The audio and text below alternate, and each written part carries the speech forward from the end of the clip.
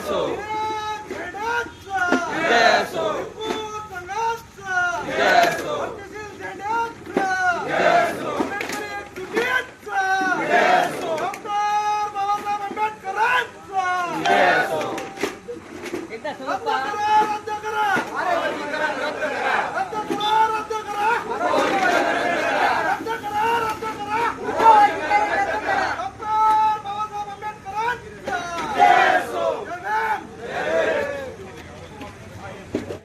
उपस्थिती होता.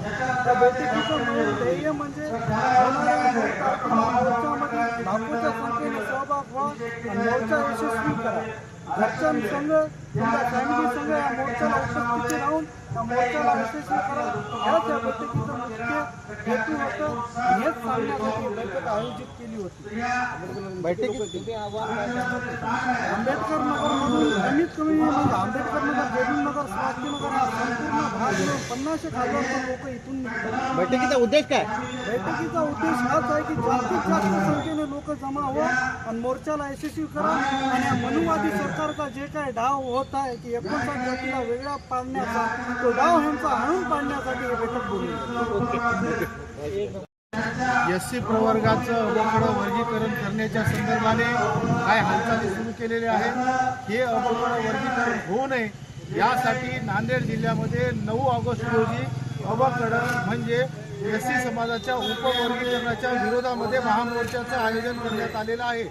या मोर्चाच्या संदर्भाने जयभीम नगर, आंबेडकर नगर, श्रावस्तीनगर आणि तत्समच नांदेड जिल्ह्यातील सर्वच आंबेडकरवादी नागरिकांनी मोठ्या संख्येने उपस्थित राहावे म्हणून आजच्या या बैठकीचं जिल्हास्तरीय बैठकीचं आयोजन युवा नेते गब्बर सोनवणे यांनी या आंबेडकर नगर या ठिकाणी केलेलं आहे.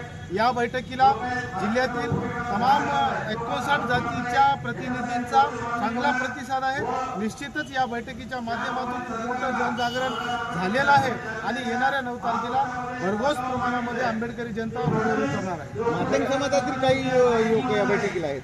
मुळात मातंग समाज हा उपवर्गीकरणाच्या विरोधातच आहे, परंतु मूळ मातंग समाज हा विरोधात असताना काही जी मोठ्यावर बोलण्यावरी लोक RSS आणि भाजपच्या लोकांनी हायर करून काही मातंग मंडळीचं डोकं खराब केलेलं आहे.